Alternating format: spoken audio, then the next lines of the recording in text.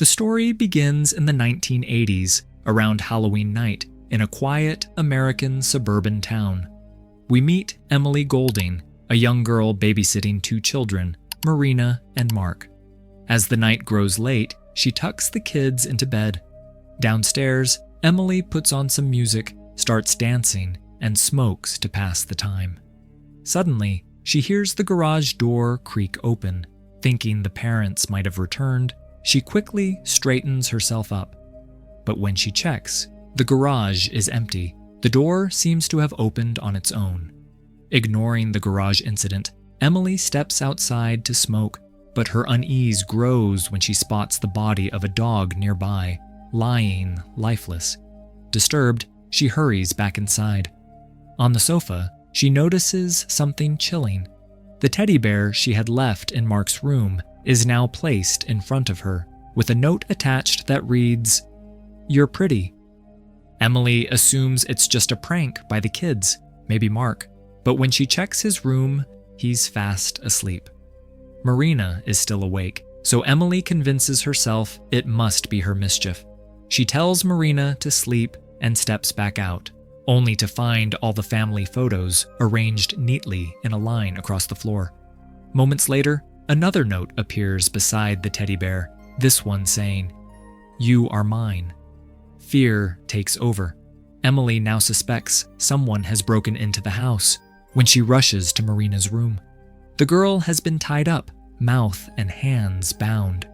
Emily panics and tries calling for help, but the phone line has already been cut. The TV suddenly switches on, showing Emily another chilling message. "Forever mine." Before she can react, a masked figure attacks her from behind, and the scene cuts to black. A year later, the story shifts to Emily's sister, Dina, who returns from college to her hometown. Dina carries visible sadness, still grieving Emily's murder. On her way, she runs into two locals, Chad and Willis. Chad acts a bit strange, carrying a camera and teasing her, while Willis seems interested in Dina, though she clearly has no feelings for him. At the town pharmacy, Dina picks up medicine for her ailing father, whose health declined after Emily's death. In conversation, it's revealed that Dina is studying criminology.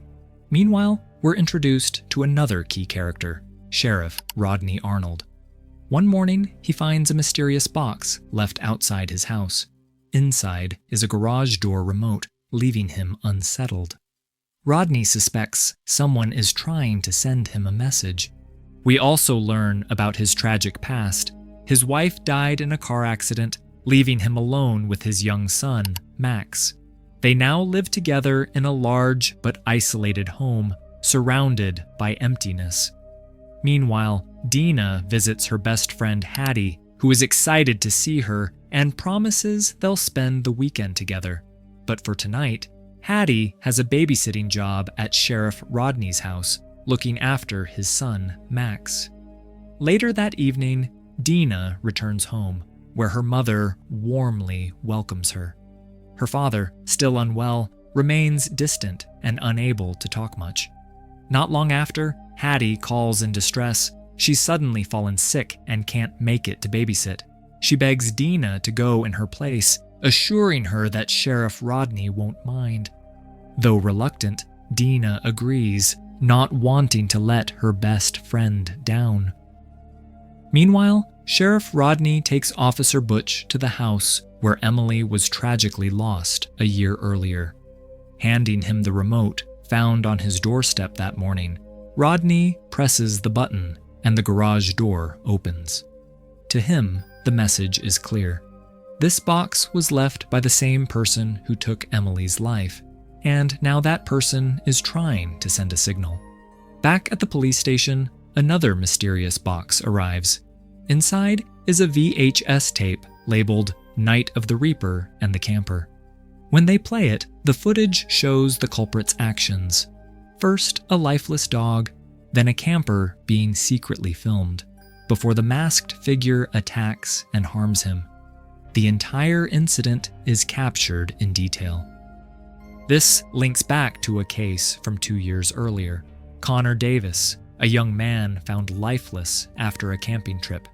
At the time, everyone believed it was an accident, but Sheriff Rodney admits he always suspected otherwise. Connor knew the woods too well for it to be a simple mishap. Now, this tape is the proof. It was foul play. Shockingly, the case had never been properly investigated. Realizing the killer is resurfacing, Rodney and Officer Butch decide to revisit the crime scene. On their way, they encounter Elizabeth Talbot, a Forest Service law enforcement officer who has just stopped by the roadside after finding a lifeless dog.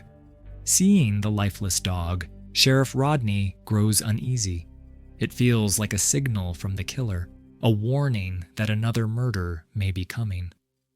Elizabeth notes the dog has no collar, suggesting it was a stray. Rodney and Butch head deeper into the woods where Connor Davis lost his life. Just like in the footage, they discover another box. Inside is another VHS tape. When played back at the station, it shows footage from the night of Emily's tragic end, but not the full scene. The ending is cut off, leaving her true fate hidden. As they study the tape, a clue appears, a license plate number. To their shock, it belongs to Chad's van. Rodney and Butch bring him in for questioning. Without a warrant, they can't hold him long, but Rodney is convinced Chad knows more than he admits. After a round of intense questioning, they find no solid proof linking him to the murders, but suspicion lingers. Meanwhile, Dina arrives at Sheriff Rodney's home to babysit his son, Max. Despite losing his mother, Max proves to be a bright and mature boy. He and Dina quickly bond. She playfully asks him to give her a tour of the house in exchange for some candy. Max shows her around the large home, including his father's locked office, which holds a collection of guns. Later, to keep him entertained, Dina plays hide-and-seek with Max. Using walkie-talkies, they turn the game into a playful adventure, with Max giving her small hints along the way. While searching for Max during their hide-and-seek game, Dina notices someone near the back door.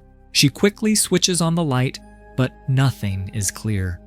Uneasy, she panics for a moment until Max's voice comes through the walkie-talkie, reminding her to keep looking. Distracted, she glances back, only to see no one there. Later, Sheriff Rodney calls home to check in. Dina assures him everything is fine and that she and Max are still playing. Meanwhile, Rodney grows more convinced that Chad knows something but refuses to talk. Believing Chad's friend Willis might spill the truth, Rodney decides to press him for answers. Officer Butch warns him they don't have enough evidence for a warrant, but Rodney goes anyway. At Willis's building, Rodney rings the bell but gets no response. Just then, a young woman leaves the building, giving Rodney the chance to slip inside. Sheriff Rodney cautiously searches his apartment. In one of the rooms, he discovers another tape. Realizing it could be evidence, Rodney takes it, just as Willis unexpectedly returns. Shocked to find the sheriff inside, Willis tries to react, but Rodney overpowers him and hauls him to the station. Chad is stunned to see his friend brought in. Rodney hands Willis over to Officer Butch, then heads to his office to examine the tape. Butch reminds him they'll have to release Chad for lack of evidence, but Rodney doesn't respond.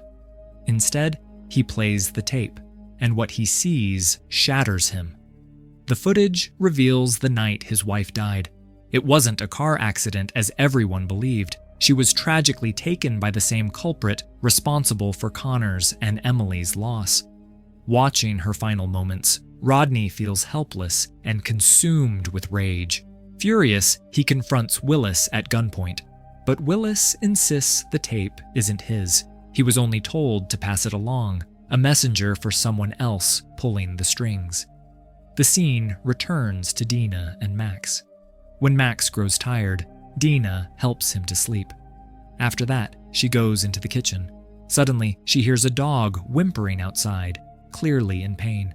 Concerned, she steps outside and finds the dog lying lifeless. Someone must have harmed it. It feels like a warning, a signal from the culprit. Then she hears the front door slam shut. At first, she panics, but she convinces herself perhaps the wind caused it. Back inside, she calls animal control. They tell her they'll pick up the body in the morning, but as she listens, she begins to hear strange noises around the house. She calls Hattie, who brushes it off, saying that in a big house, noises are normal. But Hattie's call is cut short when someone rings Hattie's doorbell, and Hattie says she'll come back and ends the call. Dina is left feeling very uneasy. Then she hears a sound from the basement. Terrified, she goes down. There she sees a wedding gown hanging, something she is sure wasn't there before. She realizes the gown belonged to the sheriff's wife, and now she knows for certain. Someone is inside the house. Terrified, Dina rushes upstairs and tries calling Hattie again, but this time she doesn't answer. For a moment, Dina suspects Hattie and Max might be pranking her, but when she checks, Max is still sound asleep. Maybe it's just her imagination. She thinks and heads back down. That's when she notices something chilling. A framed photo of the sheriff's late wife, placed beside a newspaper clipping about her accident. These items weren't there before. Dina realizes something is very wrong. Panicked, she races downstairs, just as the sound of shattering glass comes from Rodney's locked office. She hurries back up. This time, the door that was always locked is now wide open. Inside, the office window is broken, but no one is there. Wasting no time, Dina dashes down again and calls the police. The call goes through. Then the scene cuts out. Sheriff Rodney keeps pressing Willis about the tape, but Willis swears he knows nothing. Suddenly, Butch bursts in with urgent news, an emergency that needs their attention. The scene shifts to the killer, who has slipped into Max's room. Just as they are about to strike, a voice from downstairs distracts them. Dina, apparently on the phone with the police. The killer rushes down, only to find no one there. Instead, a recorder plays Dina's voice. That's when Dina attacks from behind with a taser. When the culprit regains consciousness, they're tied to a chair, forced to watch the old footage of Emily's tragic end. Suddenly, another figure appears on the screen, Dina herself, wearing a mask identical to the culprit's. She confronts the murderer, declaring she knows who they are and what they've done. At last, the mask comes off, and the truth is revealed. The killer is none other than Elizabeth Talbot. She was the one responsible for Connor and Emily's tragic loss, and tonight she intended to harm both Dina and Max. For the past year, Dina had been secretly building a plan to trap Elizabeth. After Emily's death, she quickly realized who the real killer was. Following the funeral, she began shadowing Elizabeth and discovered a stash of incriminating tapes, along with a diary revealing that Elizabeth's next targets were Hattie and Max. To protect them, Dina set a trap. That morning, when she met Hattie, she slipped medicine into her coffee, making her sick so Hattie would ask Dina to babysit in her place. Willis was also working with Dina, helping her piece everything together. In truth, Max had already been moved to safety. The babysitting job was just bait. It was Dina herself who anonymously sent the tapes to the sheriff, guiding him toward Elizabeth without revealing her own involvement. And when she called the police earlier, her report of a bombing downtown was a lie, meant to pull officers away so she could carry out her plan without interference. Dina wasn't seeking justice through the law. She knew evidence might not be enough, or that Elizabeth could escape punishment. Instead, she wanted vengeance, an ending where Elizabeth suffered the same torment she had inflicted on Emily. Stumbling under the effects of the drugs, Elizabeth heads to the kitchen, searching for a weapon. But Dina had already cleared everything out. Instead of panicking, Elizabeth seems to enjoy the twisted game. She moves upstairs and finds a walkie-talkie. Through it, Dina taunts her, "Come find me." Meanwhile, Sheriff Rodney receives a call and learns the shocking truth. The bomb threat at the store was staged by Dina herself. Realizing her plan, he races back home. But with the entire police force tied up at the false alarm, Rodney has to go alone. At the house, Dina and Elizabeth are locked in a deadly game of hide and seek. Elizabeth searches outside, where dozens of skeletons hang ominously in the dark. Among them, one figure isn't a skeleton at all. It's Dina, face painted, waiting in silence. When Elizabeth is distracted, Dina shoots her in the leg. Pain fills Elizabeth's eyes, but Dina sees only the reflection of her own grief, wanting Elizabeth to feel the same fear her sister did. Before she can finish it, Chad suddenly strikes Dina from behind, knocking her unconscious. It's then revealed that Chad has been part of Elizabeth's twisted games all along. He never saw her acts as crimes. He worshipped them as art. Together, they drag Dina back inside. Before moving further, Elizabeth orders Chad to clean her wound.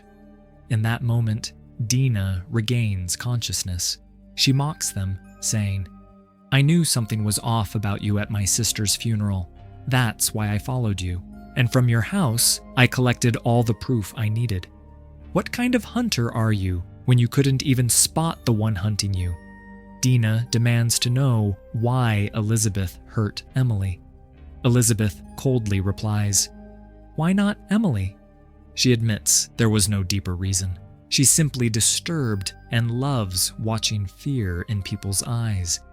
Chad warns that they need to leave quickly. He's already taken down a police officer to cover their tracks. But Elizabeth calmly reassures him. They've escaped before, and tonight they'll frame everything on Dina. Suddenly, Dina's walkie-talkie crackles to life. Smiling, she taunts them. "You still think you're in control?" Furious, Chad snatches the device and switches it on. The moment he does, it detonates. The blast takes him down instantly, his plan ending in seconds. Enraged, Elizabeth lunges at Dina. When Dina wakes, she finds herself tied to a chair. Elizabeth mocks her, saying, "Nice try, but you'll fall just like your sister." She injures Dina in the legs, drawing screams of pain, then forces her to watch the footage of Emily's final moments. Torment replayed on the screen.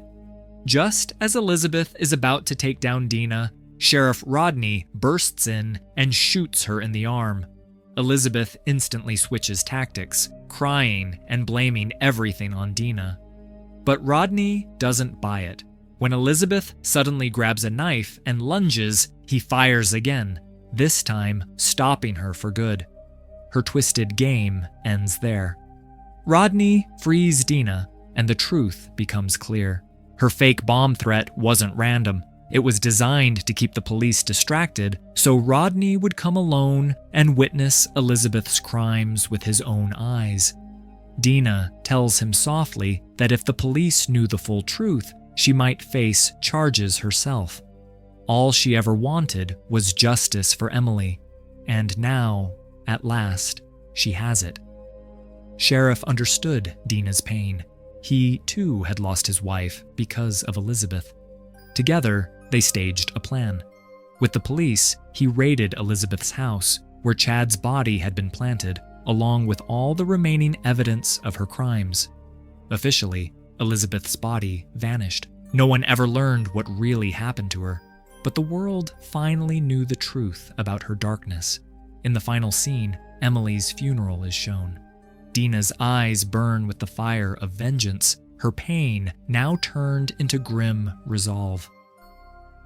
Unlike most slashers, this film ends not with endless gore, but with raw emotion, dark, heavy, and focused on grief and revenge more than brutality.